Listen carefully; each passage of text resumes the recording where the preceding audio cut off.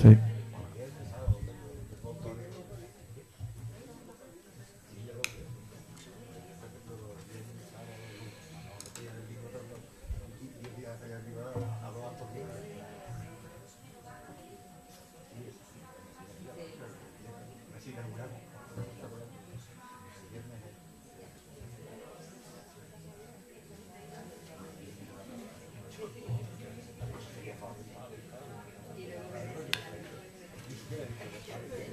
Muy buenas a todos.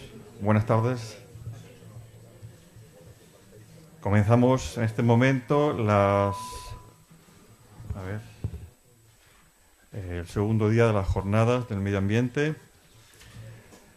Las ponencias de hoy tienen en relación que tienen como unión el mundo marino, ¿eh? Tanto las diatomeas como los cetáceos podemos encontrarlos tanto en aguas marinas como en aguas continentales, y digamos que hay una ligazón, ¿no?, entre estas dos ponencias. Sin embargo, los cetáceos son los animales más grandes del planeta. Si alguien me corrige, creo que la ballena azul es la más grande, ¿no? El animal más grande que ha existido nunca, ¿no, José Luis? Yo creo que sí. Eso he leído yo por ahí. Y las diatomeas son unas algas microscópicas, con lo cual, de lo más grande pasamos a lo más pequeño. Y bueno, el mundo marino está muy ligado a Ceuta, ya saben ustedes, Ceuta es pequeña y marinera. Bien, no, es importante porque el mundo marino tiene mucho que ver con Ceuta. Aprovecho también para decirles, hablando del mundo marino, que próximamente el IEC está ya en el horno, está en imprenta, va a sacar una publicación muy interesante, que es la guía del consumidor de pescado en Ceuta, que yo creo que tendrá mucha aceptación, ya que viene muy bien ilustrado, con grandes fotografías y creo que será muy práctica. No me entretengo más, voy a presentar al ponente de hoy, que es Tocayo, Saúl Blanco. Hoy deben jugar a la primitiva, porque un Saúl presentando a otro Saúl se ve muy poco, ¿vale?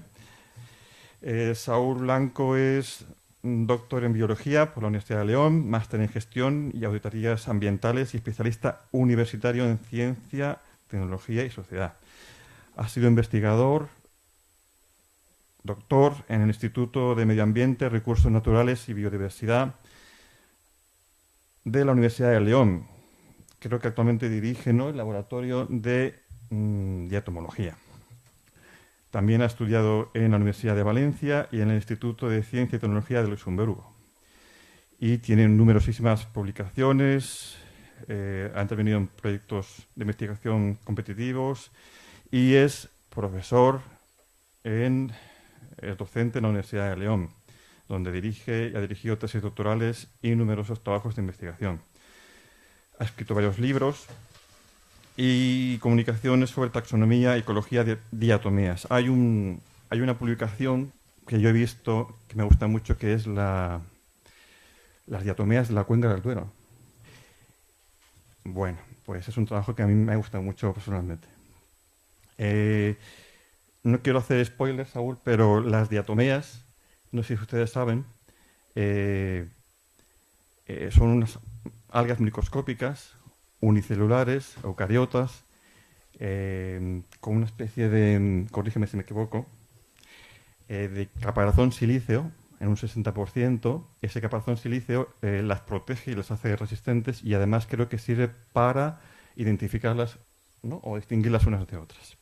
Estos datos que nos va a presentar hoy Saúl, el trabajo que nos ofrece ha sido becado por el IEC, y el informe o memoria que nos presentó, excelente, ha sido muy bien valorado por el IEC y por nosotros, los que lo hemos leído. Y ya no hago más spoilers, ¿vale? Te dejo hablar tranquilamente.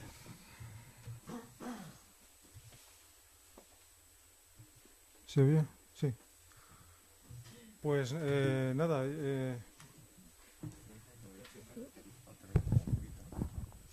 Mejor ahora, sí. Pues en primer lugar, como no podía ser de otra forma, agradecer al Instituto de Estudios CEUTIE su amable invitación para venir aquí a hablarles de este tema, que a mí me parece apasionante, espero que a ustedes también. Y también agradecer, evidentemente, la financiación de este proyecto científico que ha llevado a nuestro laboratorio a trabajar en esta preciosa ciudad. Vinimos a hacer un muestreo hace un año y medio ya, a finales de 2016, y hemos presentado, como decía Saúl, una memoria que, si Dios mediante, se publicará en breve, con los resultados de este estudio. Yo voy a hablarles, como decía en la presentación, de el mundo de la vida en una gota de agua, de el mundo de las microalgas, en concreto de nuestra especialidad, que son las diatomeas.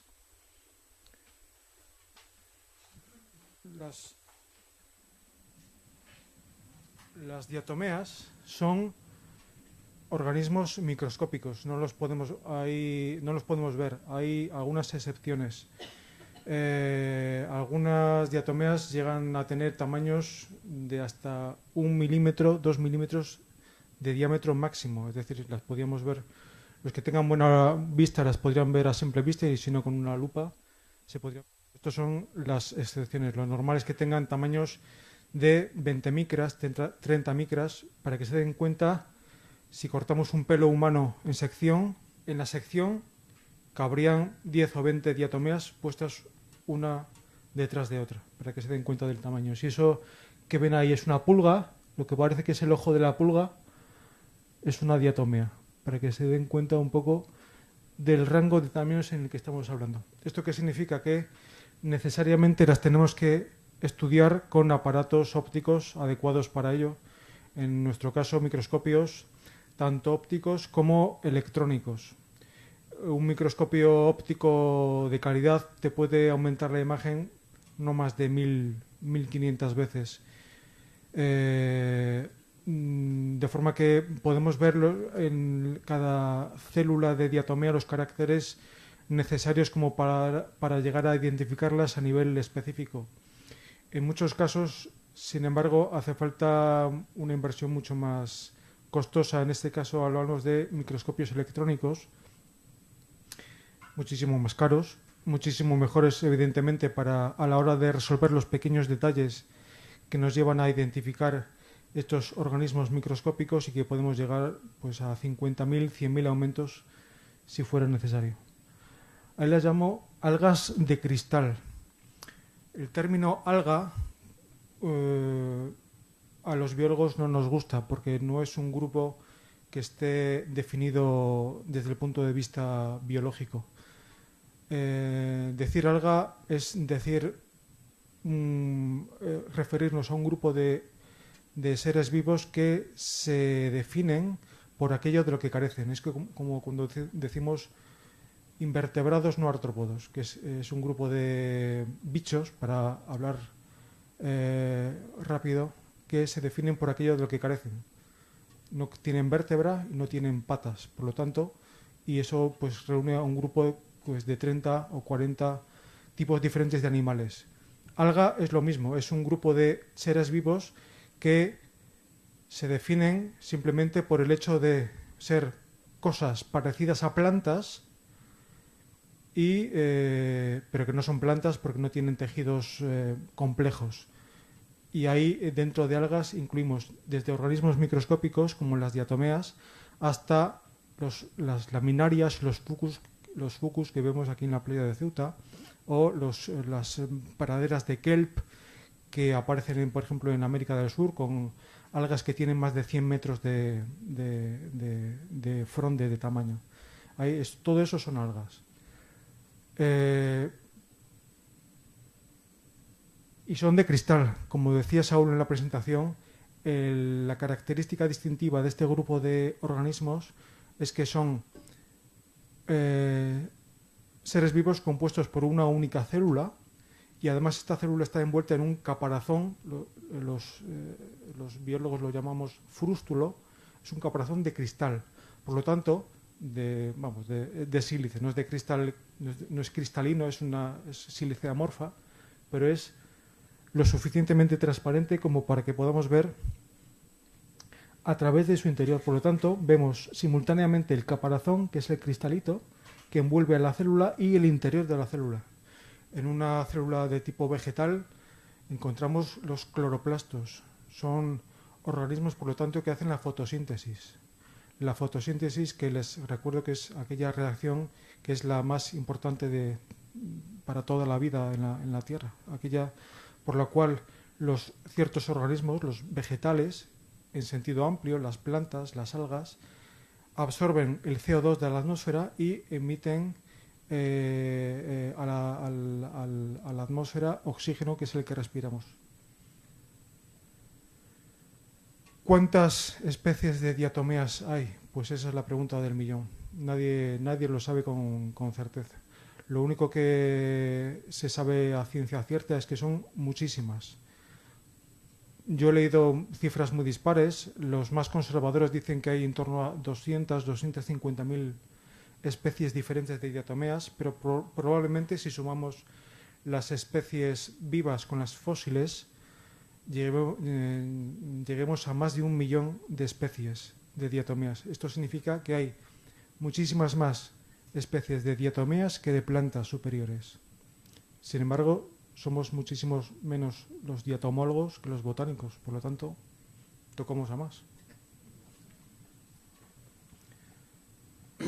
Con el término muchísimas también me refiero a que, como son organismos microscópicos, en una gotita de agua, si van ustedes ahora a un riachuelo y cogen una gota de agua, ahí donde aparentemente no hay nada, puede que haya centenares o miles de pequeñas células de algas, de microalgas, entre ellas muchas diatomeas. Cuando vamos a un congreso de ficología, que es la ciencia, la parte de la botánica que estudia las algas, normalmente es muy curioso porque inmediatamente formamos como dos grupillos.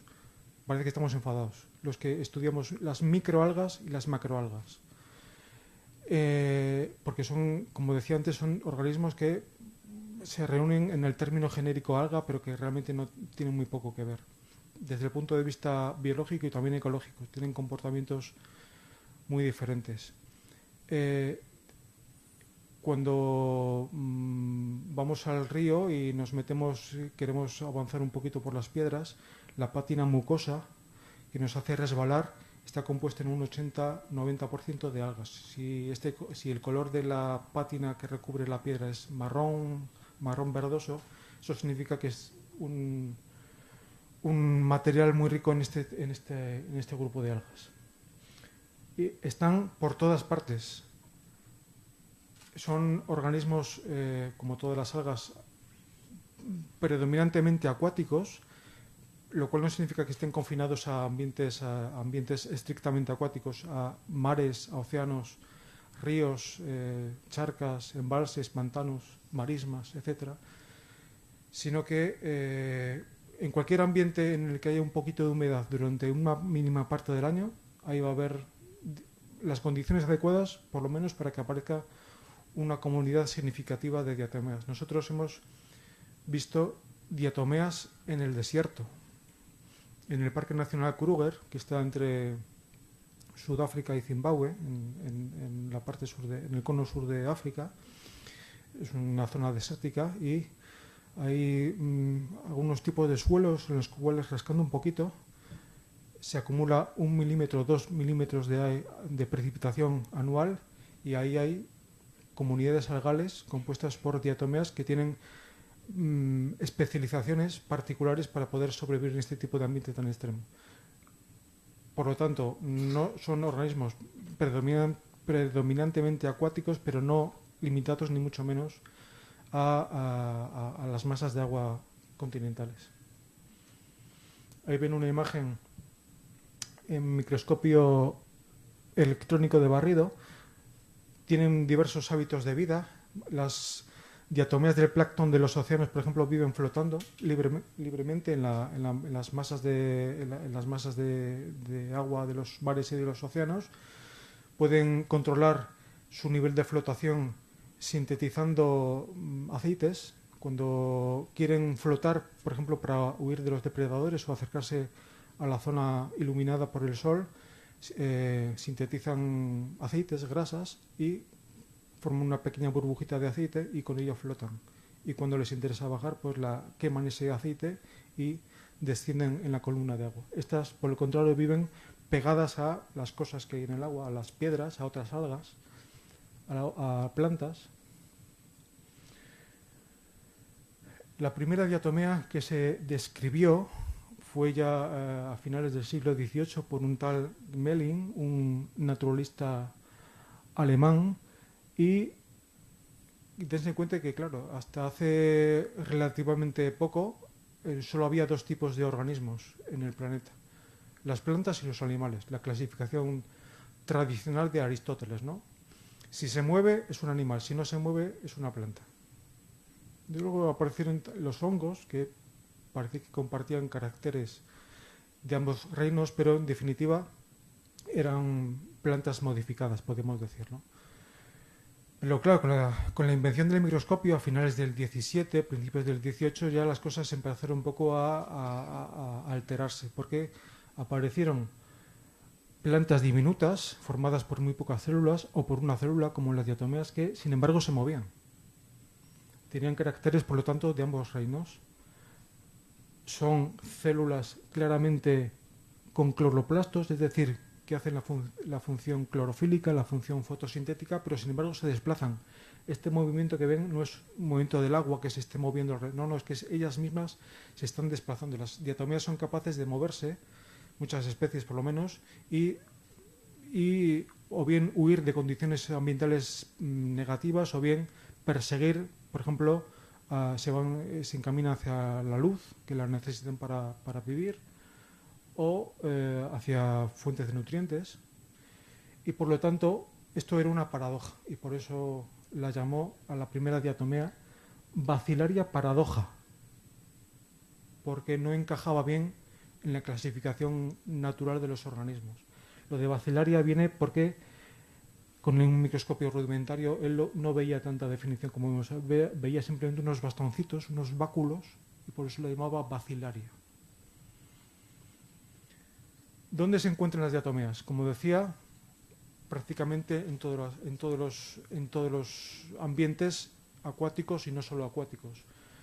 En los ríos, por supuesto, flotando en los mares, en los océanos, adheridas a cualquier tipo de sustrato acuático.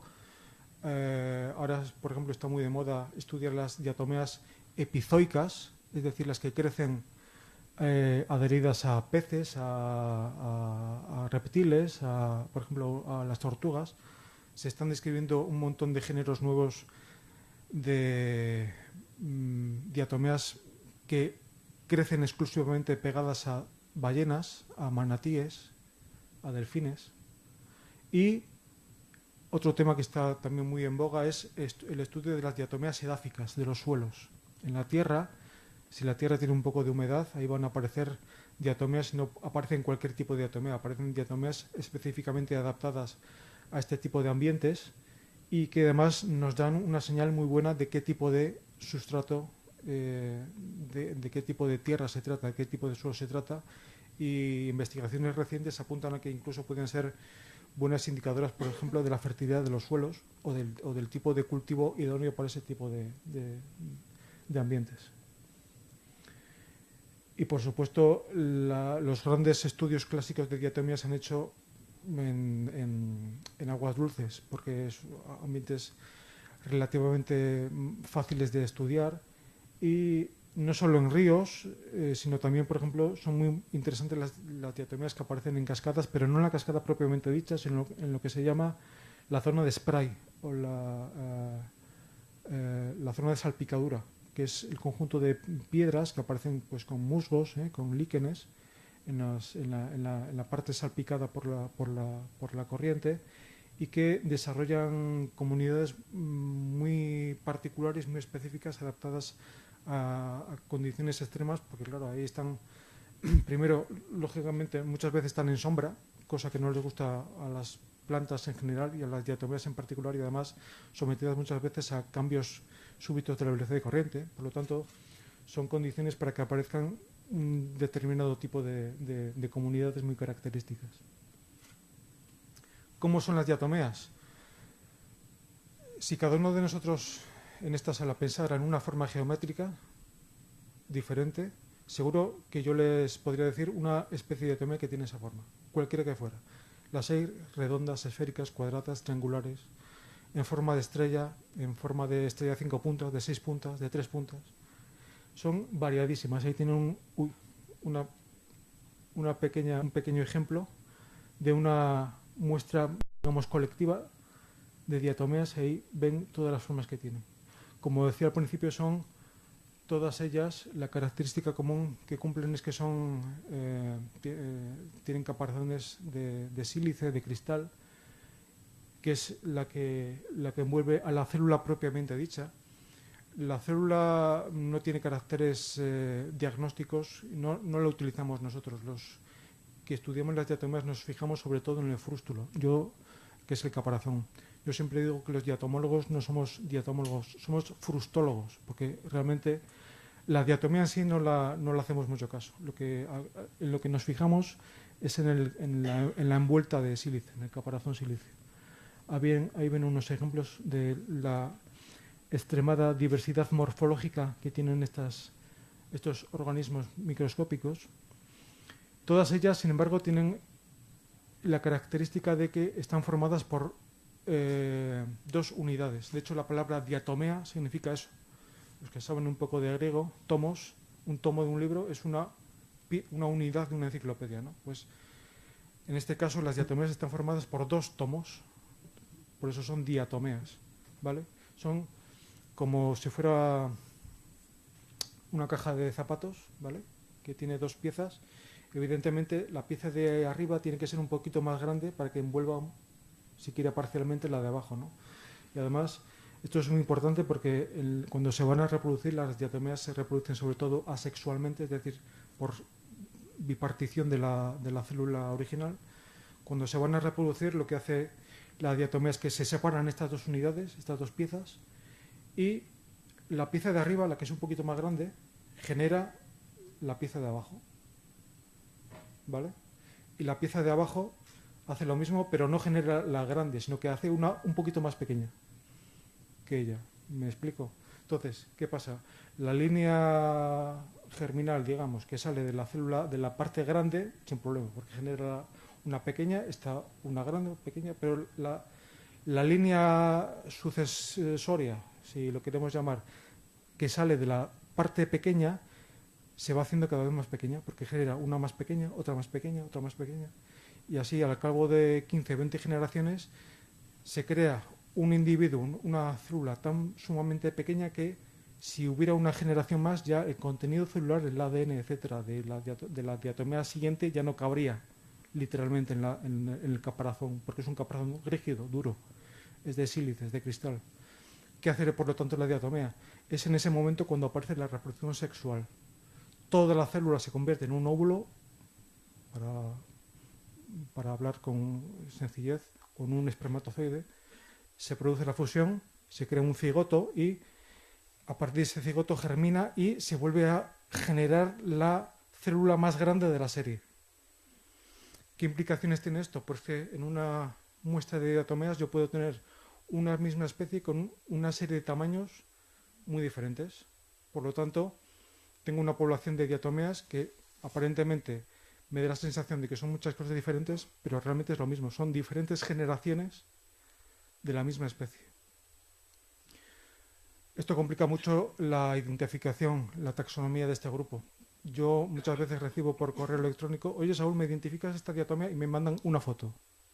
Y digo, no sé. ¿Por qué? Porque la ley de oro de la diatomología es que no se puede identificar una diatomea a partir de un individuo. Yo tengo que ver una población para darme cuenta de cuál es la variabilidad morfológica de esa especie, porque como tienen este tipo de reproducción tan particular, el tamaño no es un carácter fiable, no es un carácter estable. Yo tengo que ver si el conjunto de caracteres morfológicos se mantiene en toda la población. ¿Por qué son tan importantes? No solo porque de ellas vivimos, los diatomólogos, sino porque de ellas vivimos todos. Son parte de los organismos responsables del mantenimiento de la vida en nuestro planeta. ¿Por qué? Precisamente por la función fotosintética, la función clorofílica que desempeñan. En contra de la creencia popular, los grandes pulmones de la Tierra, del planeta, no son las masas de bosques tropicales de la Amazonía, no, son las diatomeas. De cada 4 moléculas de oxígeno que estamos respirando en este momento, una la hizo una diatomea, para que se den cuenta de la importancia de las diatomeas del plancton de los océanos, del fitoplancton de los océanos. De hecho, con el cambio global, ayer Alejandro nos hablaba también de cómo está afectando a las poblaciones de aves. El cambio global también está afectando a las poblaciones de microalgas de los océanos, de los grandes océanos de la Tierra, y en concreto también de las diatomeas, desde varios puntos de vista. Por una parte, la temperatura, los cambios en la temperatura no les gusta mucho a las diatomeas, porque están adaptadas a rangos de temperatura muy estrictos. Y por otra parte, los cambios químicos asociados a las variaciones en la temperatura, por ejemplo, la acidificación, que como saben, el pH del agua también depende en cierta medida de la temperatura, también están provocando cambios poblacionales a escala planetaria que no sabemos muy bien a dónde nos están conduciendo. Además, dense cuenta de que el plancton, el fitoplancton del mar, es la base de la cadena trófica de todo el sistema. Si no hay fitoplancton o este es alterado, no hay zooplancton. Si no hay zooplancton, no hay peces. Si no hay peces, no hay mamíferos marinos, etc. Entonces, de ahí viene la gran importancia que tiene para el seguimiento del cambio global que están experimentando los ecosistemas del planeta. Además, las utilizamos para estudios de calidad ambiental. Son muy buenas indicadoras, bioindicadoras en este caso, de la calidad, en concreto de la calidad química del agua.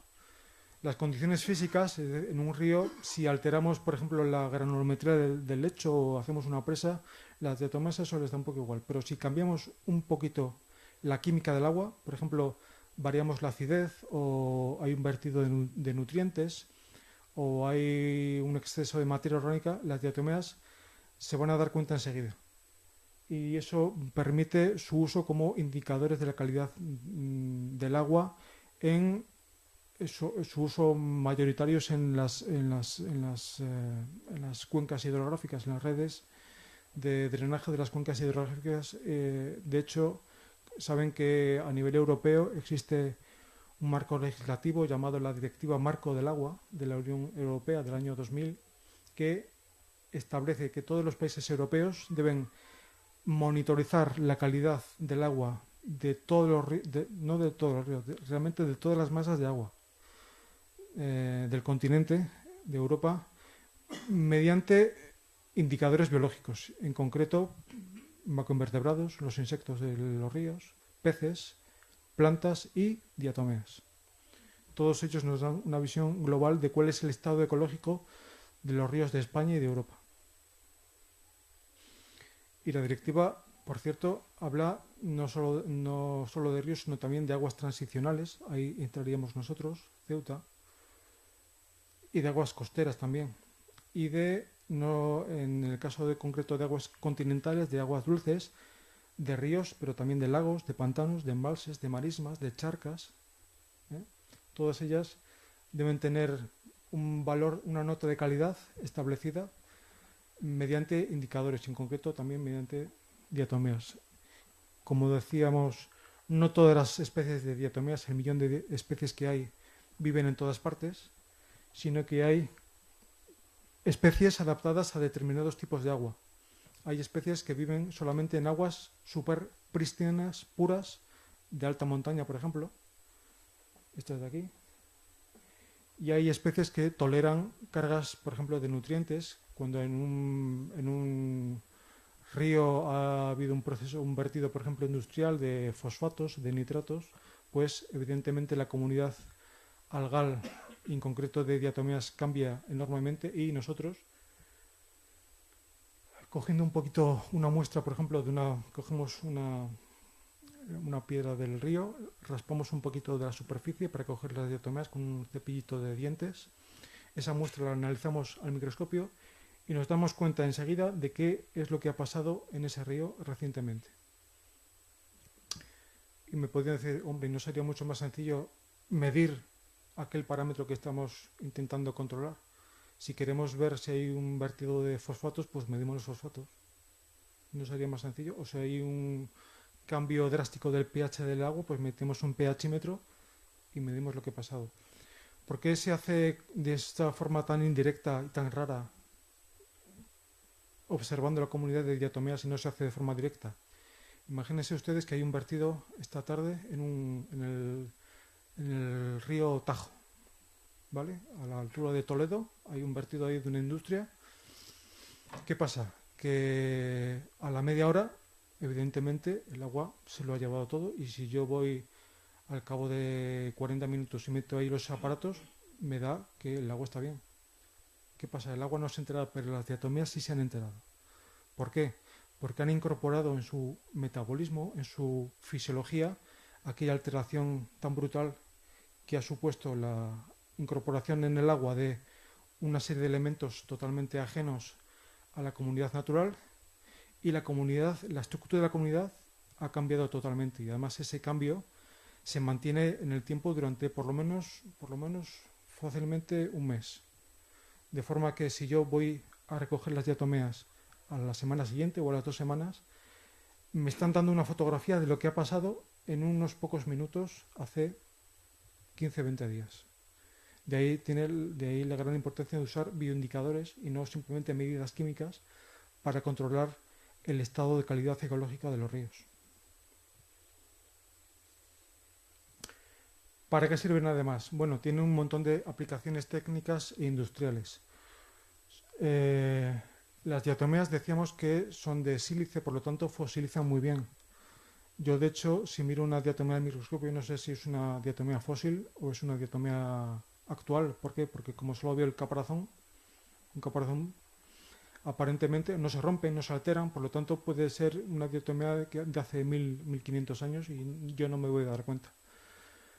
Hay estudios científicos que realizan los paleoecólogos, los ecólogos que se dedican a estudiar cómo eran las condiciones ambientales hace miles o millones de años, que consisten en coger cilindros de sedimento, van a un pantano, por ejemplo, o a un lago, y extraen con máquinas un cilindro de sedimento, es decir, lo que llamamos un core, un núcleo de sedimento de 1 metro, 2 metros.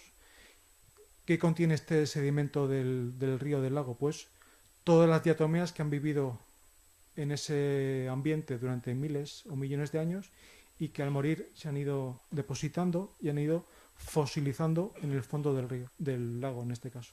Por lo tanto, al recuperar ese cilindro de sedimento, lo hacen rodajas como si fuera un chorizo, y cada una de esas láminas la datan, por ejemplo, con carbono 14.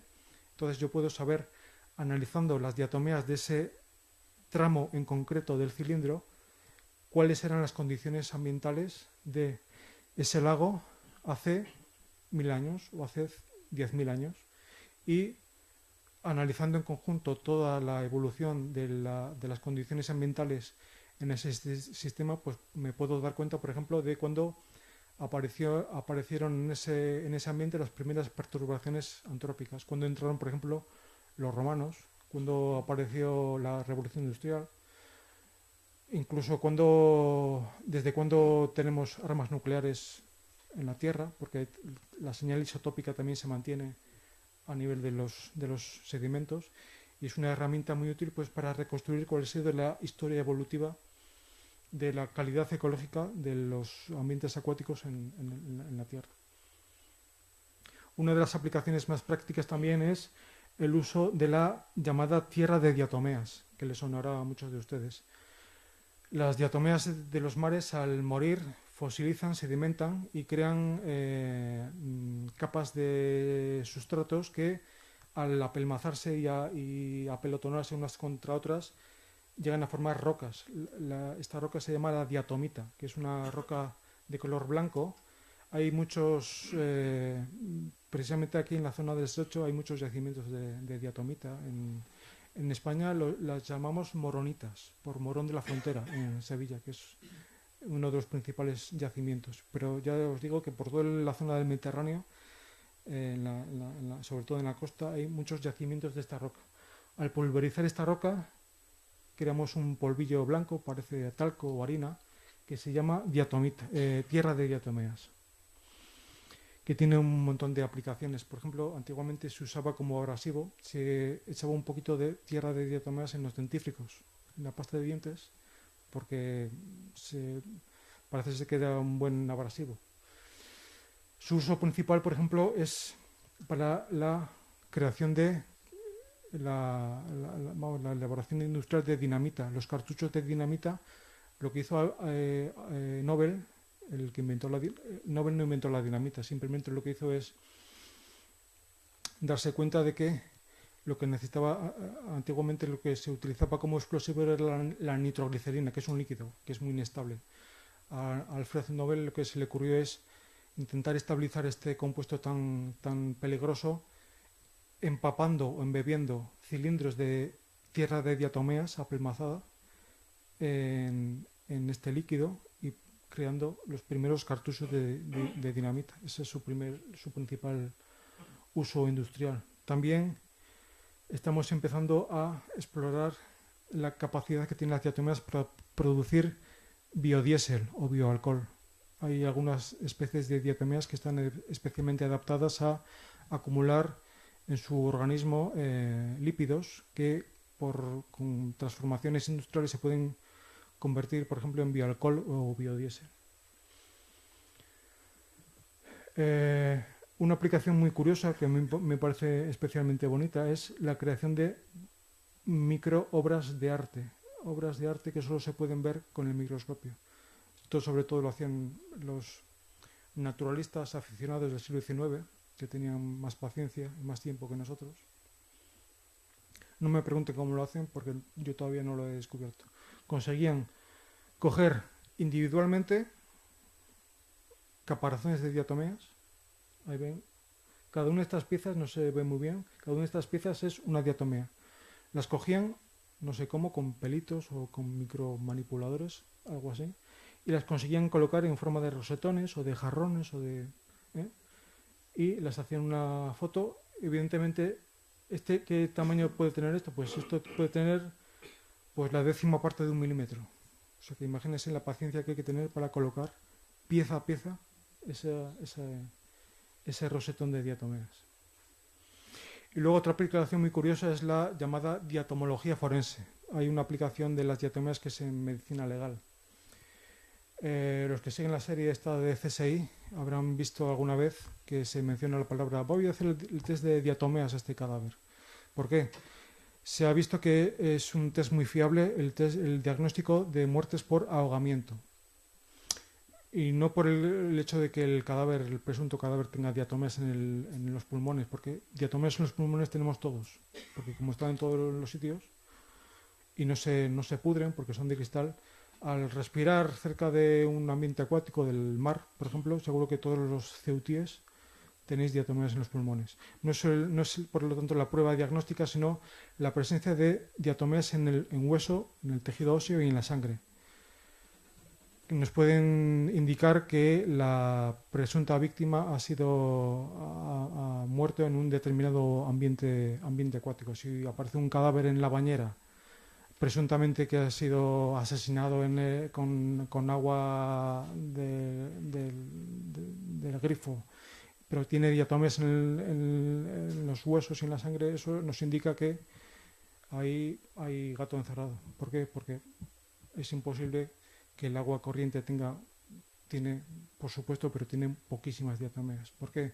Porque las cañerías evidentemente están en oscuridad, ahí no crecen algas y además son aguas evidentemente tratadas, desinfectadas, cloradas, y por lo tanto es una prueba diagnóstica muy fiable para darse cuenta de este tipo de procesos.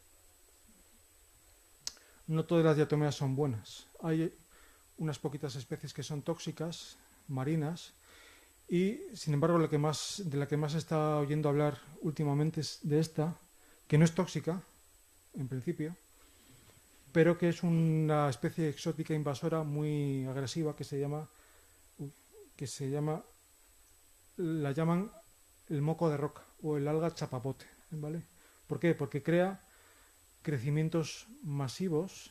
Esta la tenemos en España, ¿eh? Llegó a los Pirineos como en el 2003, después se ha ido expandiendo, la tenemos nosotros en la cuenca del Duero. Yo no la he visto más al sur de... Ahí, yo vi una célula de Didymosphenia geminata en las lagunas de Ruidera. Parece que es el punto más al sur en la que se ha visto. Es una especie, como digo, muy agresiva porque, al contrario que otras especies de diatomeas que crecen en los ríos, esto lo hace de forma super bestial, masiva. Río donde crece Didymosphenia geminata, río que muere. No porque sea tóxica, como decía antes, sino porque lo que hace es desplazar ecológicamente al resto de, no solo de las diatomeas, sino también de todos los organismos acuáticos que crecen en este tipo de ambientes. Crece muy rápido y en pocas semanas puede desarrollar una alfombra que cubre todo el lecho del río de 2-3 centímetros de espesor, y evidentemente ahí ya no vuelve a crecer nada, no crecen los insectos, por lo tanto ya no hay peces, ya no se desarrollan las plantas, y además es muy curioso porque crece exclusivamente, casi exclusivamente en ríos súper limpios. No es como el resto de algas que suelen aparecer en aguas más degradadas. Esta es típica de ríos de alta montaña. Y parece ser que el principal vector de dispersión de este organismo tan nocivo es, como no, el hombre. En este caso sí que es involuntario. Seguramente la están propagando sin querer los pescadores. Al moverse de un río a otro la llevan en los fieltros de las botas y de los vadeadores. Y en otros países, por ejemplo en Chile también tienen muchos problemas con esto, están desarrollando campañas de sensibilización para evitar la propagación de esta diatomea invasora entre cauces alterados.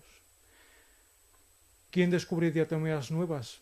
Pues en principio cualquiera. Hay programas de ciencia ciudadana que consisten, evidentemente, para estudiar a fondo las diatomeas hace falta, como decía al principio, equipos potentes, pero en otros países, en España no, pero en otros países sí que hay muchos naturalistas. En Reino Unido, por ejemplo, es una tradición de microscopistas aficionados. Hay mucha gente que tiene en su casa un pequeño microscopio suficiente como para ver diatomeas, y en ese sentido, por ejemplo, hay campañas de ciencia ciudadana. El año pasado, hace 2 años, hubo un proyecto a nivel de Estados Unidos que consistía en la gente aficionada pues a moverse por la naturaleza. Les daban un botecito y les pedían que cogieran una muestra de agua o de raspado de piedras en diferentes ambientes, un poco de agua de musgos o que rasparan pues de estas paredes húmedas que aparecen a veces en las montañas, y como estos botecitos se los mandaban a un laboratorio en Estados Unidos, y a raíz de ese proyecto, que parece una tontería, pues aparecieron 16 especies nuevas de diatomeas para la ciencia a nivel mundial. Sin ir más lejos, una colega mía hace unos meses estaba de visita turística en una famosa cueva que hay en León, la cueva de Valporquero, y se dio cuenta que en la iluminación artificial que tienen este tipo de cuevas, son como focos verticales. Aparecía en la pared iluminada, una pátina verdosa, y cogió, así por hacer la gracia, raspó un poquito de ese material. Lo analizamos en nuestro laboratorio y ahí apareció una nueva especie que le hemos llamado, esto es exclusiva mundial, no se lo he revelado todavía a nadie, una especie nueva. Esta es súper diminuta, tiene tamaño, no llega a 10 micras, 1 milímetro son 1000 micras, que le hemos llamado Germainiella legionensis porque aparece en León. Para que se den cuenta de que en diatomeas está casi todo por hacer. Solo estamos viendo pues la punta del iceberg de lo que constituye este grupo tan enormemente diversificado. Bueno, vamos a hablar ya específicamente de este proyecto científico que hemos desarrollado en Ceuta. Estamos en la península Ceutí, que está en la parte sur del estrecho de Gibraltar. Allí ya lo decía el profesor Onrubia, en el ejemplo de los pájaros, de las aves, la excepcional posición privilegiada que tiene este punto desde el punto de vista biogeográfico a escala global. Dense cuenta que estamos entre dos masas continentales, las principales del mundo, que es el gran reino paleártico de Europa, Asia, y la zona mediterránea y después la tropical, y además estamos entre dos grandes masas marinas, el océano Atlántico, excuso decir, y uno de los grandes puntos calientes de biodiversidad del planeta, que es el Mediterráneo. Por lo tanto, si se dan cuenta, si miran un mapa mundi, Ceuta está en el centro del mundo, se podría decir, por lo menos desde el punto de vista biogeográfico. Por lo tanto, esperamos encontrar una gran diversidad, porque ahí se cruzan multitud de rutas. Ayer lo veíamos con los pájaros, migratorias, pero no solo de aves, sino también de otros muchos tipos de organismos, y influencia, por lo tanto, de grandes corrientes biogeográficas. Además, aquí, en concreto, en el estrecho de Gibraltar, también tenemos influencia del mundo macaronésico, de la zona de Canarias, Cabo Verde, ese tipo de islas, Madeira, Azores, que están todas ellas aportando inóculos, propágulos de diferentes cosas, de diferentes especies que eventualmente pueden crecer en los ambientes que hemos mostrado en Ceuta. Bueno, no les voy a explicar Ceuta, más bien me lo tienen que explicar ustedes a mí, pero bueno.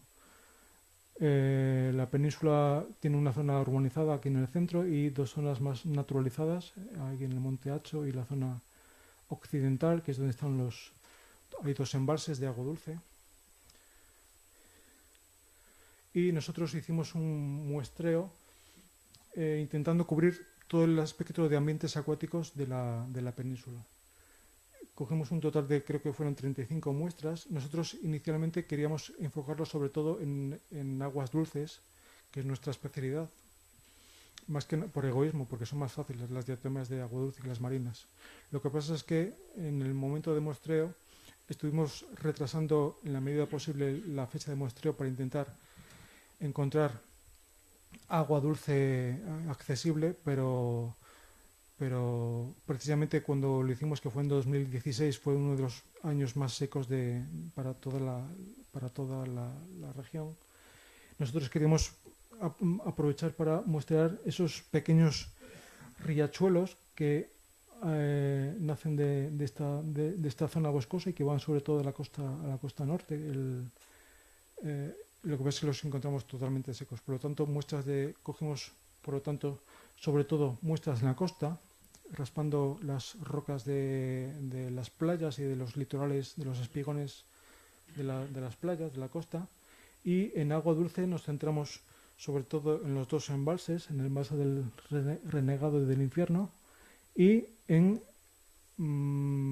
fuentes de agua ornamentales que vimos en la ciudad, porque, como les decía, las diatomeas crecen en todos los sitios donde haya agua.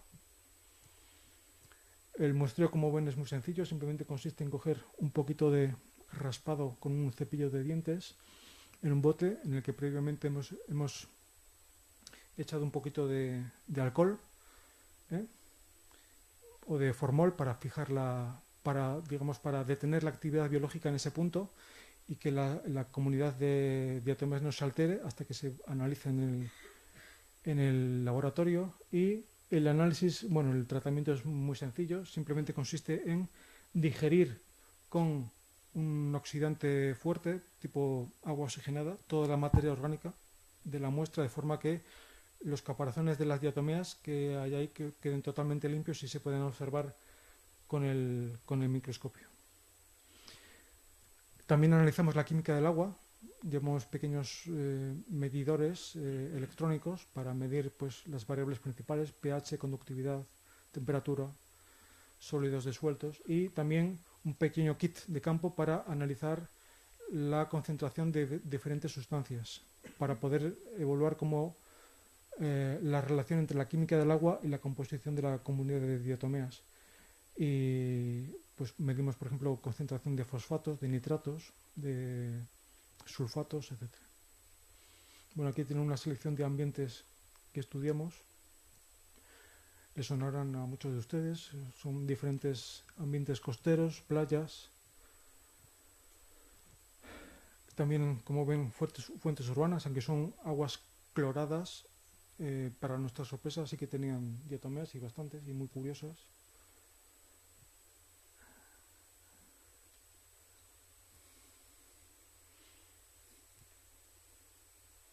Esto es la muestra que cogimos en el espigón del puerto.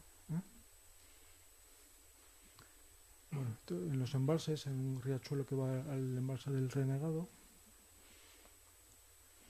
Bueno, en cuanto a la química del agua, nada destacable, simplemente, evidentemente, la conductividad, que es la concentración de sal disuelta en el agua, es mucho más alta en las aguas costeras que en las aguas dulces, evidentemente, y nos dimos cuenta de que la concentración de nutrientes, el estado del agua era un poquito peor en la costa norte que en la sur.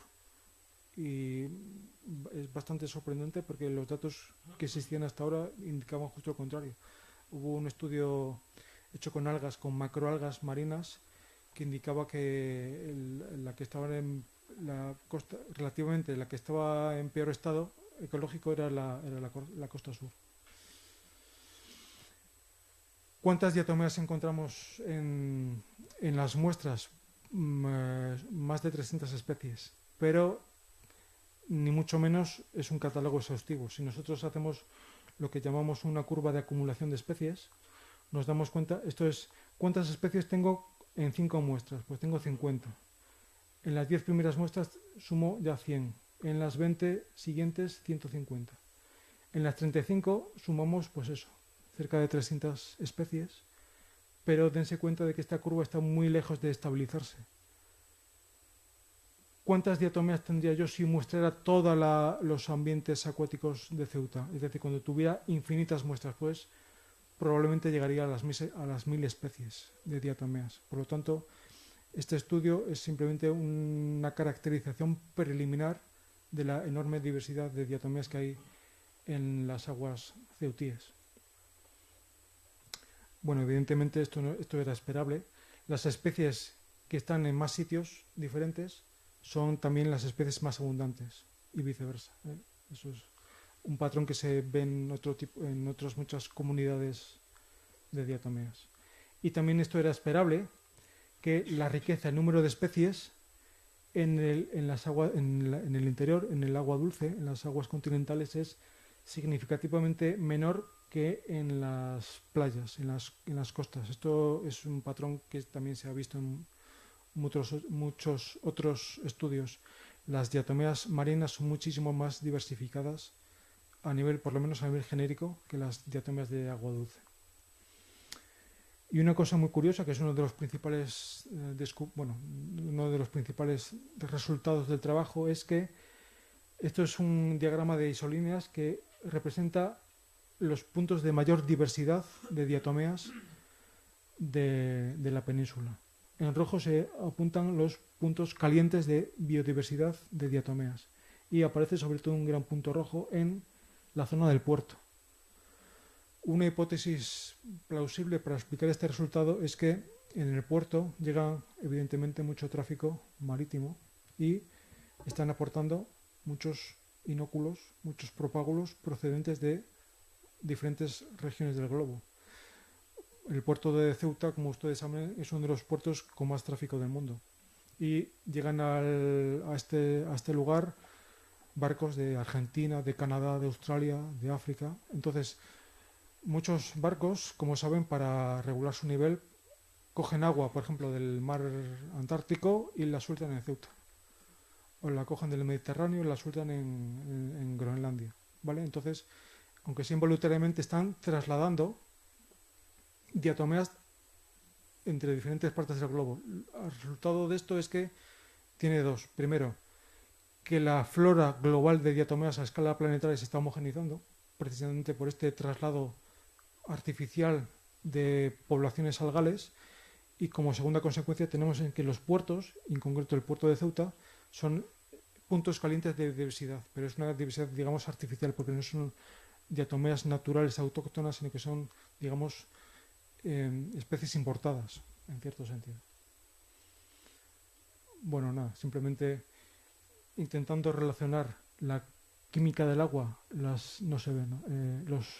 Las variables medidas con la riqueza, nos damos cuenta de que el pico de riqueza y de diversidad se produce justo en el punto medio de cada intervalo, de cada gradiente. Es decir, que las diatomeas, ¿no? Esto nos pasa también a nosotros. No nos gusta, por eso nos gusta la temperatura de Ceuta, que estamos a 20 grados, ni 40. Por lo tanto, es justo en el medio lo que se llama, lo que los ecólogos llaman el óptimo mesotrófico, ¿no? Es que las diatomeas y el resto de los organismos de la Tierra suelen abundar en las condiciones, digamos, de cada gradiente ambiental. Uno de los objetivos del trabajo era evaluar cuál de las muchas métricas, de los muchos índices de calidad del agua basados en diatomeas era el mejor adaptado para las aguas ceutíes. Y hay muchísimos métodos diferentes, hay como 18 o 20 diferentes formas de evaluar la calidad del agua con diatomeas, y nosotros, para detectar cuál era el mejor, lo que hicimos fue correlacionar la química del agua, es decir, el pH, la temperatura, la conductividad, etcétera, con las diferentes métricas que existen, todas ellas basadas en diatomeas, y el que nos daba un mejor resultado era el índice italiano EPI-D, que es un índice desarrollado hace 30 años en Italia.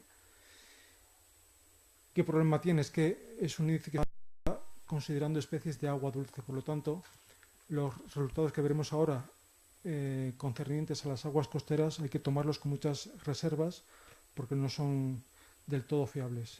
Y eso es un problema que tenemos siempre que intentamos medir la calidad del agua en las costas, que no tenemos métricas fiables, porque las diatomeas del mar, como les decía antes, son mucho más complicadas de analizar, mucho más diversas, hay muy pocos especialistas en el mundo, y si no tenemos una base de datos taxonómica buena, pues no podemos saber nada de la ecología de esas especies y no podemos utilizarlas todavía para diagnosticar la calidad del agua costera. Bueno, la directiva marco nos indica que tenemos que clasificar las masas de agua en 5 categorías con esos colores.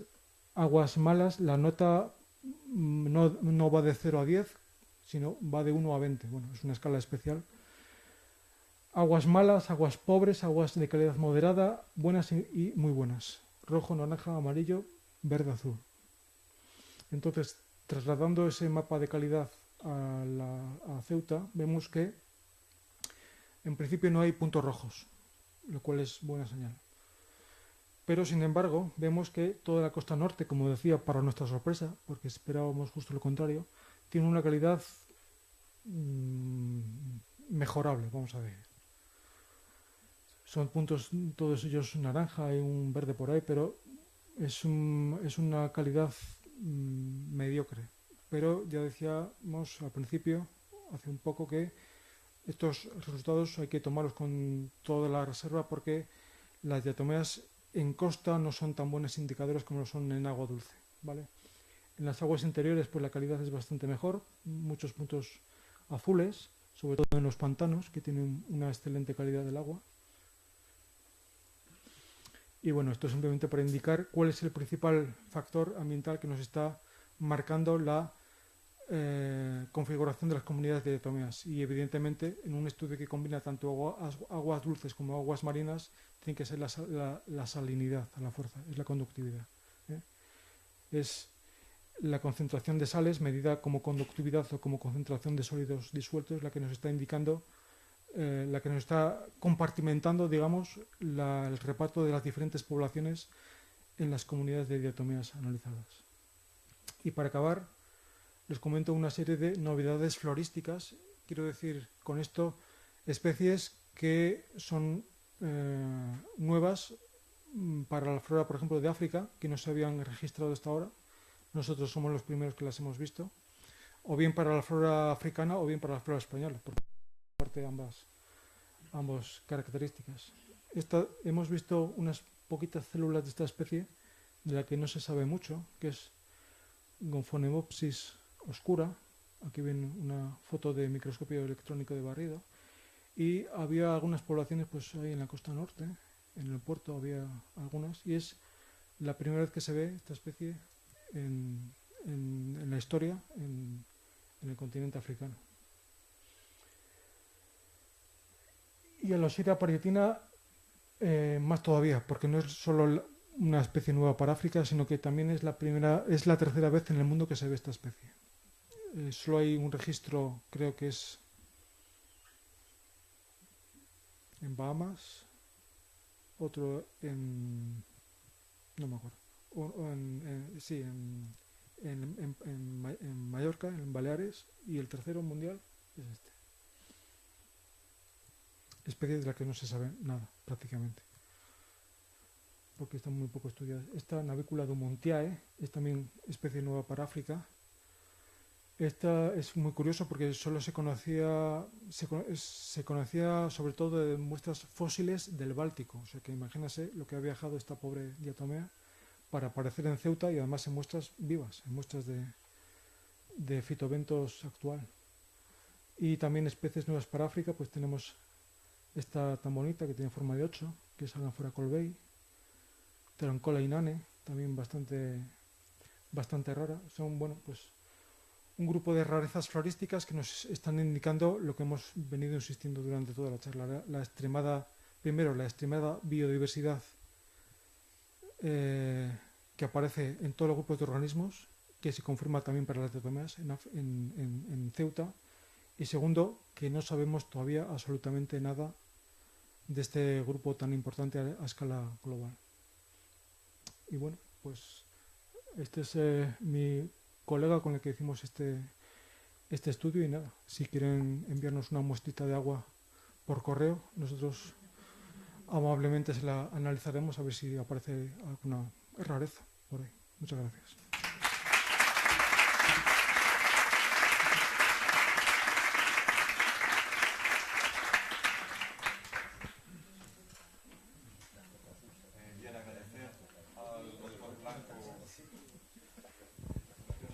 Sí.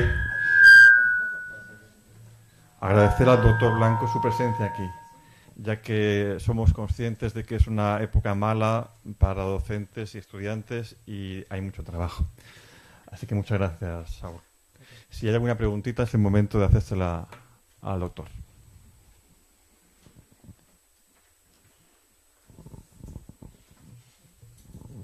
Hola, buenas tardes. Primero agradecer su ponencia. Me parece súper interesante el tema de las diatomeas y tenía varias preguntas. Una, por ejemplo, ha comentado que a pesar de que las fuentes urbanas estén tratadas o cloradas, han visto que hay bastantes diatomeas en las fuentes urbanas de Ceuta. Quería preguntarle si es quizá por el aire marino, por la cercanía al mar, vamos. Es probable, porque cuando estudiamos una zona geográficamente muy restringida, como es una península que tiene pocos kilómetros de extensión, y concentramos muchos puntos muestrales en el mismo sitio, es muy probable que haya lo que llamamos contaminación cruzada, que las especies típicas de una zona de aguas marinas aparezcan en aguas dulces y viceversa. También es posible que sea debido a que la muestra que hemos cogido en este tipo de ambientes no sea propia de estos sistemas, sino que sea algún tipo de lo que llamamos los climatólogos llaman deposición seca. Las diatomeas, los frústulos, cuando una vez que mueren, aparecen pues en los estratos sedimentarios, y si hay una tormenta, por ejemplo, pasan a la atmósfera. Cuando llueve se pueden posicionar en otro sitio. Sí, y probablemente, sobre todo atendiendo al tipo de composición que tienen estas comunidades que aparecen en las fuentes urbanas, en las fuentes ornamentales, es muy probable que no sean diatomeas que hayan crecido en ese ambiente específico, sino que sean resultado de deposición por precipitación atmosférica. ¿Pero propiciaría el hecho de que Ceuta está casi entera rodeada por mar? Sí, sí, por supuesto. De hecho, en casi todas las muestras que teóricamente deberían ser de agua dulce hay especies marinas. ¿Eh? Mm. ¿Por qué? Porque, por lo que usted ha dicho, las diatomeas que crecen en las rocas marinas no permanecen ahí, sino que por tormentas, por vientos fuertes, acaban apareciendo en las masas de aire que después, por precipitación, caen. Sí, o como comentaba usted, las cascadas, ¿no? Claro, sí, sí. Sí, de hecho, curiosamente, ahora en un proyecto que estamos haciendo en Sudamérica, en Perú, estamos evaluando la función que desempeñan en el transporte de diatomeas los volcanes. Se han visto diatomeas incluso a 70 kilómetros de altura, 70.000 metros de altura. Y la única forma que tiene una diatomea de llegar a esas alturas es por una erupción volcánica. Entonces, hay muchos mecanismos dispersivos. Los pájaros las pueden llevar. Ayer veríamos en la charla de Alejandro las rutas migratorias de los pájaros. Un pájaro que se posa en Doñana lleva en las patitas diatomeas que mañana pueden aparecer aquí. Entonces, no hay barreras biogeográficas para las diatomeas. Aparecen en todos los sitios y las floras están muy mezcladas entre ellas y eso nos permite decir que prácticamente todas las diatomeas están en todas partes. Es el ambiente después el que selecciona qué comunidades aparecen en cada sitio. Otra pregunta que le quería decir es ¿de dónde proviene la diatomea invasora? La pregunta del millón.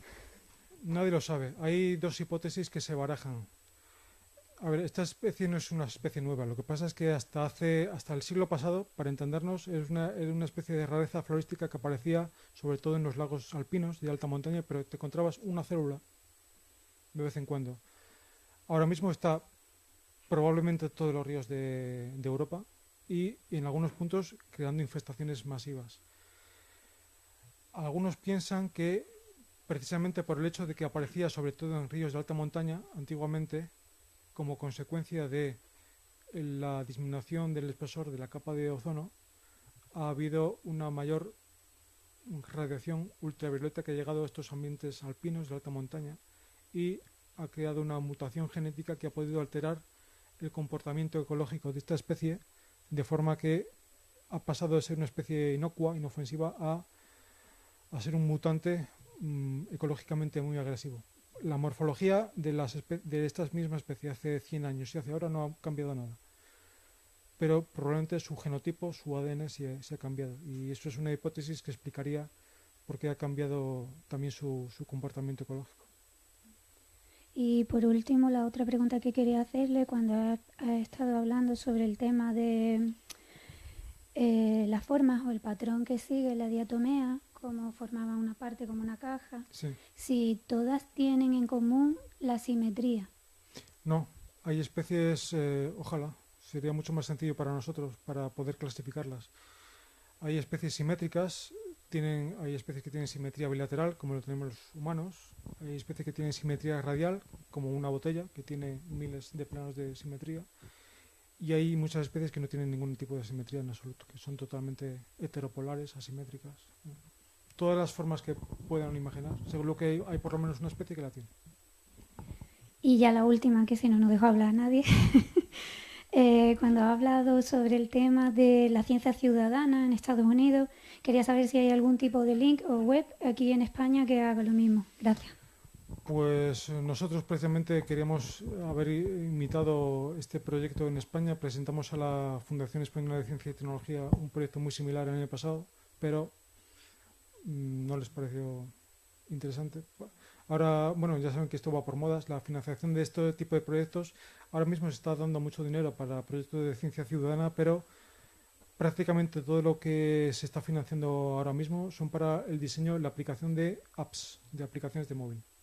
Y evidentemente para las diatomeas esto no sirve, porque la analítica final sí que la tenemos que hacer en laboratorio, porque sí, para plantas y para aves está muy bien, pero en ese tipo de aplicaciones no podemos entrar nosotros, porque sí que sería muy útil. Por ejemplo, nosotros habíamos pensado hacer un proyecto de ciencia ciudadana sobre todo implicando a colegios y colegios de zonas rurales, que son los que más nos interesan a nosotros y que son precisamente el tipo de colegios que suelen estar excluidos sistemáticamente de este tipo de estudios por razones evidentes. Lo que pasa es que bueno, habrá que esperar a tiempos mejores para la financiación de este tipo de trabajos.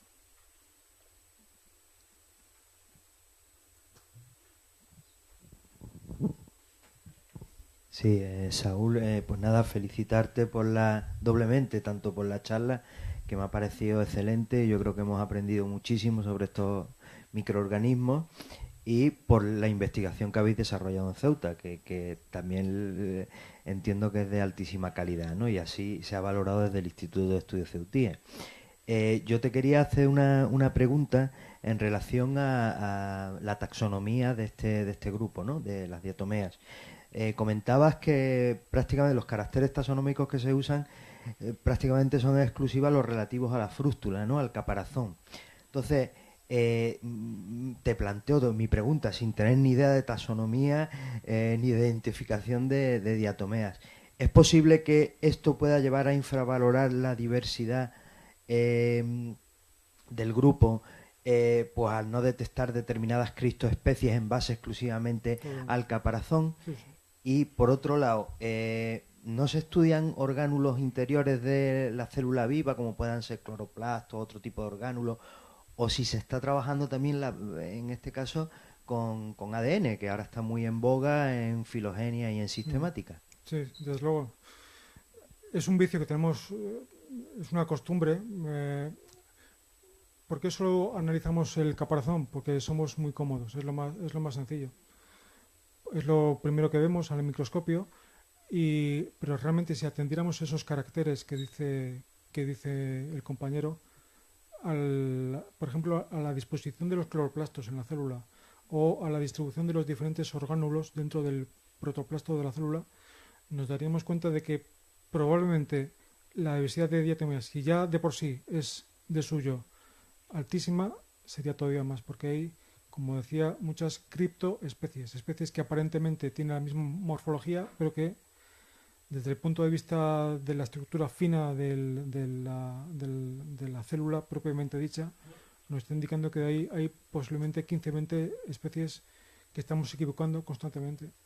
Y una de las aportaciones que se está imponiendo actualmente es el uso de marcadores moleculares.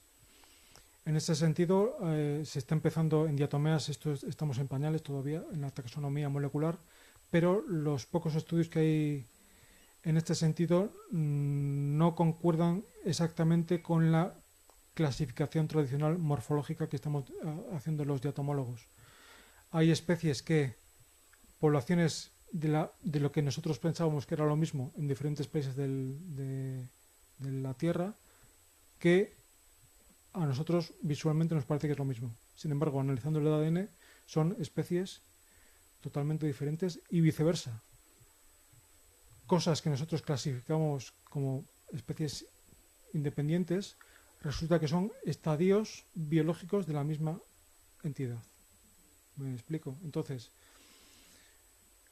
si de por sí la clasificación, la taxonomía de las diatomeas era complicada, la aplicación de métodos moleculares, que se impondrá sí o sí en las próximas décadas, va a complicar todavía más el asunto, pero sin embargo puede tener la ventaja de que puede simplificar mucho la clasificación taxonómica, porque hasta ahora lo hacíamos de visu con el microscopio, pero sin embargo, si algún científico consigue secuenciar un número razonable de especies en una escala temporal breve, pues posiblemente nos desplacen ecológicamente a nosotros, los diatomólogos clásicos, y a partir de ese momento toda la identificación y clasificación se haga con maquinitas de PCR, de secuenciación de genoma, lo cual significaría que obtendríamos resultados mucho más objetivos desde ese punto de vista.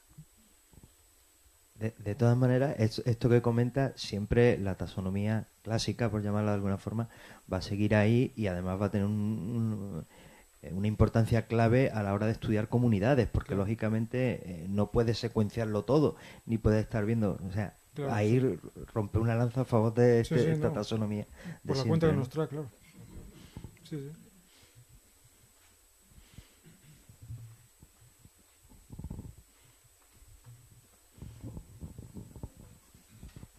enhorabuena, Saúl, por la charla y por vuestro trabajo.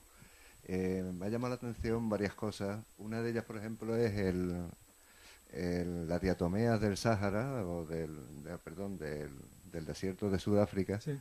¿Y eso estaba en una forma de resistencia esperando un periodo de lluvia o digamos, tan activa aprovechando la humedad del rocío? Este tipo de diatomeas aerófilas que crecen no en agua, sino por ejemplo en cortezas de árboles o sobre líquenes o sobre musgos, suelen aparecer la mayor parte del año en forma de esporas.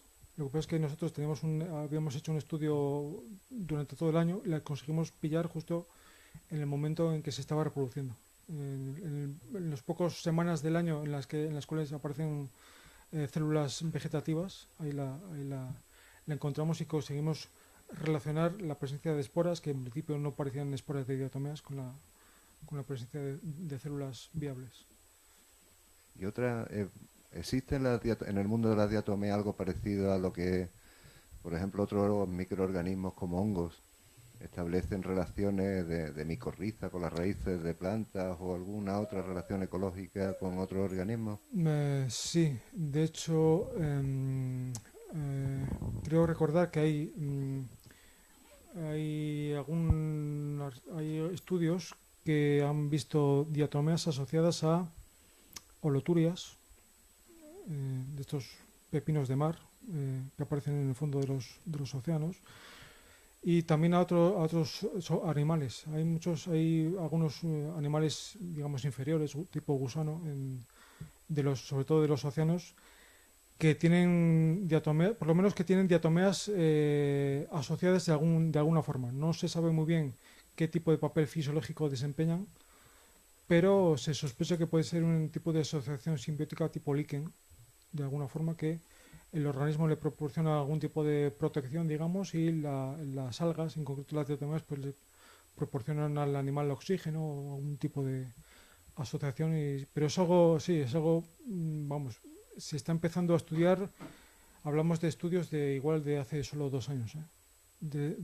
Hasta ese momento, que yo sepa, no había descritas de este tipo de asociaciones entre diatomeas y otro tipo de organismos. ¿Alguna otra pregunta para el doctor? Bueno, pues si les parece, retomamos la segunda ponencia a -15.